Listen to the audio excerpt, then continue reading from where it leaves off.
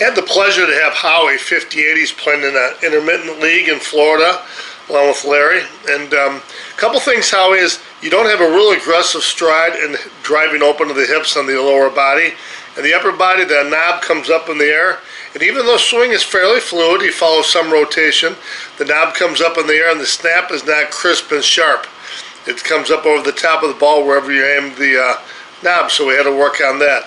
Again, not much of a load up, not much of a stride, not much of a good drive off the hips. Your hips turn open, but you'll leave it a lot on the table because at 58 years old, you're a very athletic guy.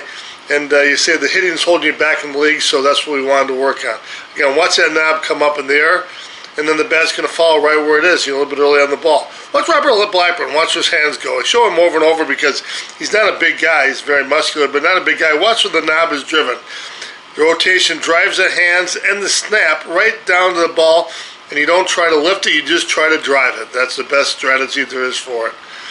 And again here, you watch you're steering the knob up on you watch the knob come up over and over. The bat head drops, knob comes up, bat head drops, and then you end up either riding over it or cleaving under it, or you're a little bit early there. So that's what we need to work on, and that's the biggest improvement we saw in you. So watch where you're looking. You should want to emulate the pitcher when you do this, Howie. It's the first hip punching drill. You actually turn the hips open before you come on the ground. Now here, when you have the diagonal drill, you reach and you rotate okay, but you want to let the whole body come ahead like you're throwing a ball.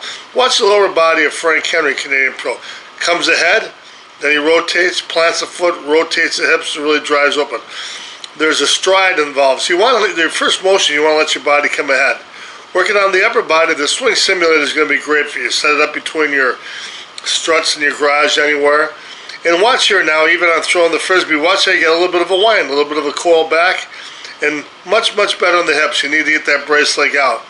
And then using the hips with that coil to drive, watch how much flatter and more level your swing is. But still, there's that tendency for the snap to be a little bit late and for the knob to go up in the air. But if you make yourself a ball in the rope, Howie, I think that's going to be great for you. That's a nice cut on that, and the ball goes right down the rope, signifying that. We started to look at some of the swings here day one, and vastly improved on this one here. Watch the knob. Doesn't come up, the snap starts sooner, your hips are driving it better. That's great. One of the better swings you had on day one and into camp. Again, hands come back in the opposite direction, rotate, and drive. If we can just get ourselves to aim at the bottom of the ball. Now here's a perfect snap. Again, rotation, stab to the inside, and drive the hands and snap, all one motion. Now with the rope, watch how great that swing looks from this angle here. And why are you above the rope here? Otherwise the swing looks great. Rotation's back, body angle back. Watch the hands and the knob go up in the air, the knob of the rope. Hand path goes up in the air, Howie.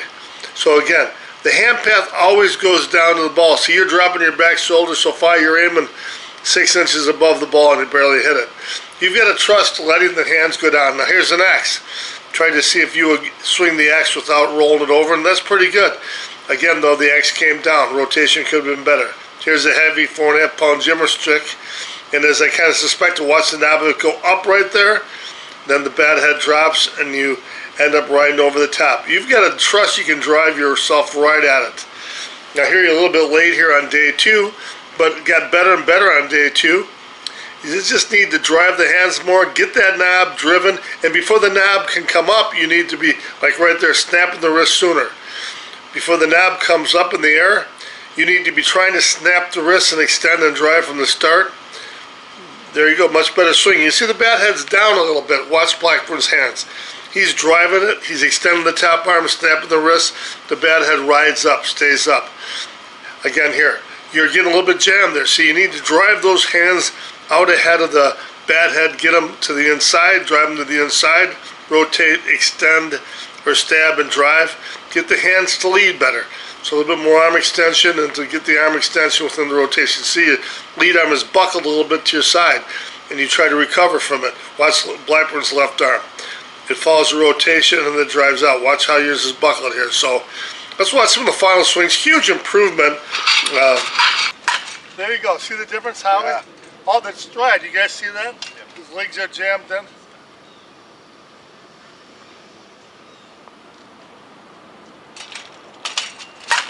Good.